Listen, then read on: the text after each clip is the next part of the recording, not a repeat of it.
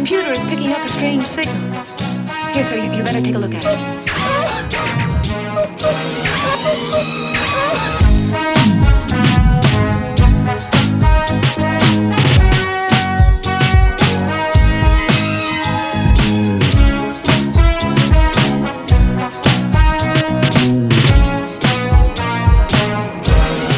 Hello dear listener, and welcome to episode 63 of Life Through a Prism with your host Rob Tierney.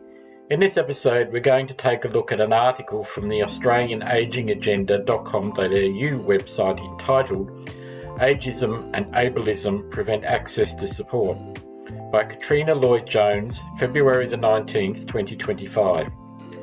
The intersection of ageism and ableism has left older people with disabilities disadvantaged by current development and humanitarian settings, says new Fred Hollows Foundation and CBM Australia Policy Report.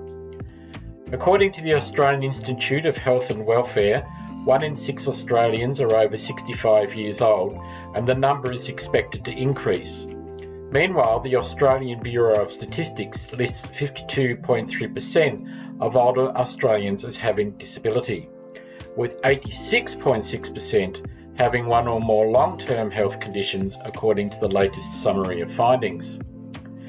This intersection often sees individuals experience bias of both ageism and ableism and can prevent them from receiving adequate care or being included in decision-making and social participation.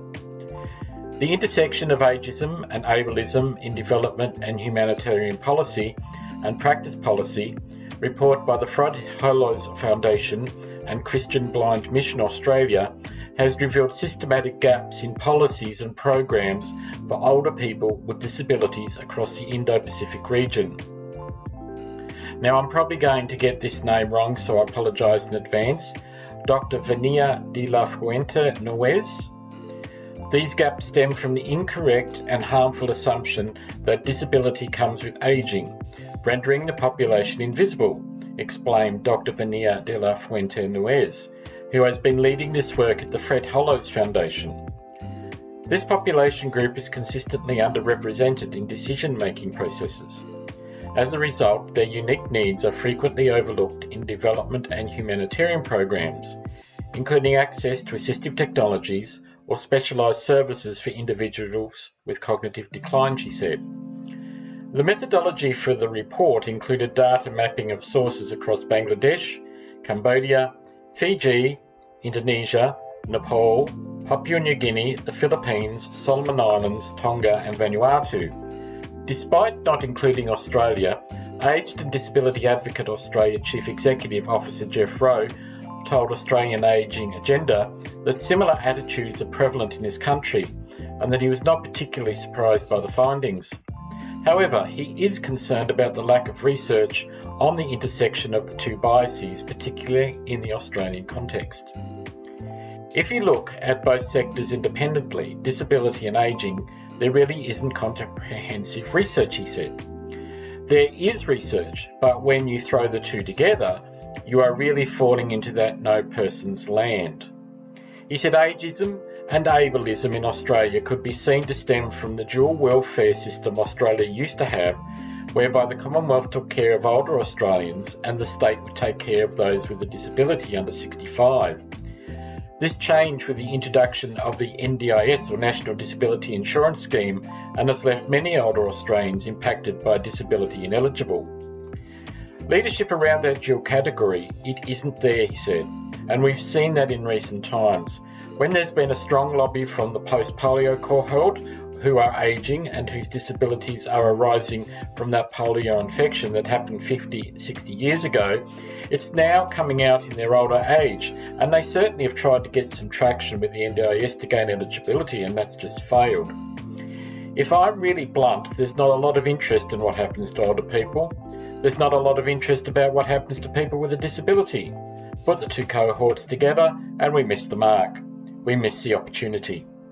Despite the lack of research, awareness and action on ageism and ableism, Mr. Rowe believes change is on the horizon, with the baby boomers being a vocal generation who will lobby for change. When we look at the cohort of people using aged care services, or even if we just look at older Australians, They've often been described as the grateful generation, the generation that's grown up through the Depression, through the Second World War, and they don't complain. They see it as their lot. The optimist in me is saying that the baby boomer generation is starting to become active users of services for older people. We've never described the baby boomers as grateful. They're a cohort that when they've seen something that they don't like, they've demanded change, he told AAA. While our parents might have accepted this in their lot, I think we're going to see changes within that response to the older cohort that reflects perhaps a more balanced response rather than let's just ignore them because they won't complain. They will complain.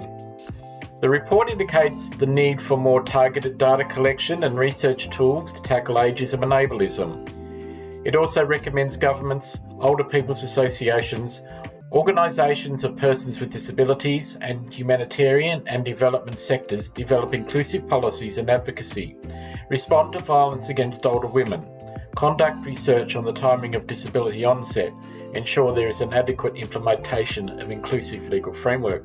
The Fred Hollows Foundation and CBM Australia are also calling for better access to assistive technologies, which includes visual aids such as magnifiers, screen readers and other devices that support individuals with low vision or blindness. What do you think in regard to this article? Do you fit into this category? If you're younger, do you relate to what is in the article? I would like to hear your thoughts. Let's have a conversation. Before I finish today's episode, I would just like to ask if you have enjoyed this podcast and enjoy the free content I create, could you please give a like and consider subscribing? I enjoy creating this content for you and it helps me to be motivated to continue to make great content in the future. The podcast is also now on YouTube as well. Till next time, take care and bye for now.